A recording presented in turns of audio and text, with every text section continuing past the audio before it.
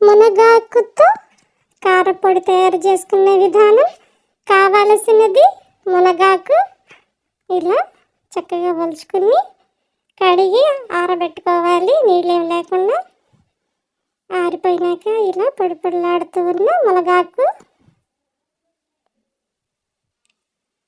దీంట్లోకి 10 ఎండుమిరపకాయలు, గుప్పుడు వేరుశనగ గుళ్ళు, 2 స్పూన్లు ధనియాలు, 1 స్పూను జీలకర్ర, 2 స్పూన్లు పచ్చిశనగపప్పు, 10 వెల్లుల్లి రెబ్బలు,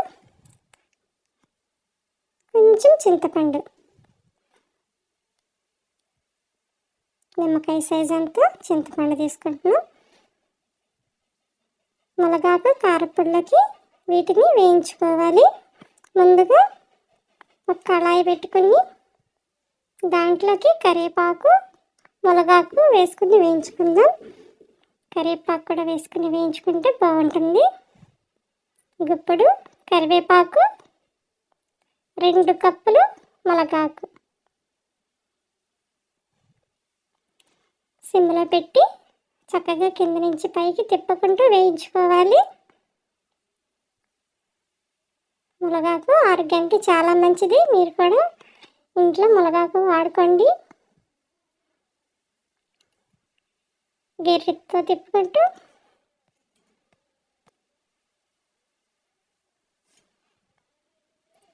మాడిపోకుండా సిమ్లో పెట్టి వేయించుకోవాలి. కొంచెం ఆలస్యమైనా పర్వాలేదు, సిమ్లో పెట్టి వేయించుకోండి, అప్పుడు రుచిగా ఉంటుంది కారప్పొడి. మునగాకు కారప్పొడి.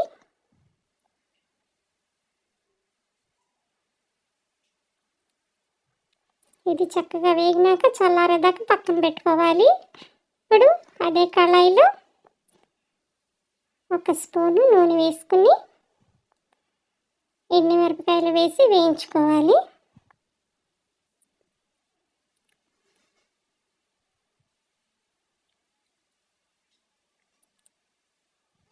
ఏది వేయించుకున్నా సిమ్లో పెట్టే వేయించుకోవాలి.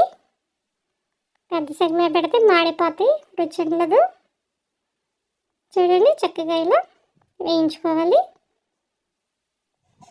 ఇప్పుడు వీటిని కూడా పక్కన పెట్టేసుకుని ఇప్పుడు అదే కళాయిలో గుప్పుడు వేరుశనగ గుళ్ళు వేయించుకుంటున్నాం.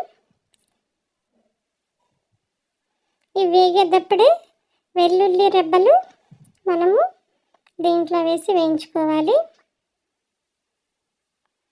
ఇలా చేత్తో ఇలా చితక్కొట్టి నూనెలో వేసి వేయించుకోవాలి. నూనెలో వేగితే వెల్లుల్లిపాయలు చక్కగా మంచి వాసన వస్తాయి. చూడండి, గుళ్ళు వెల్లుల్లిపాయ వేగిపోయి అన్నిటిని ఇలా వేయించుకొని పక్కన పెట్టుకోవాలి, చల్లారాలి మొత్తం. ఇప్పుడు ధనియాలు, జీలకర్ర, పచ్చిశనగపప్పు కూడా వేసి సిమ్లో పెట్టి వేయించుకుంటున్నాం.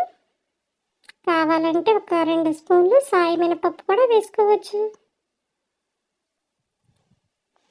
సిమ్లో పెట్టి వేయించుకుంటే చక్కగా పప్పులు కరకరలాడుతూ వేగి మంచి వాసన వస్తాయి.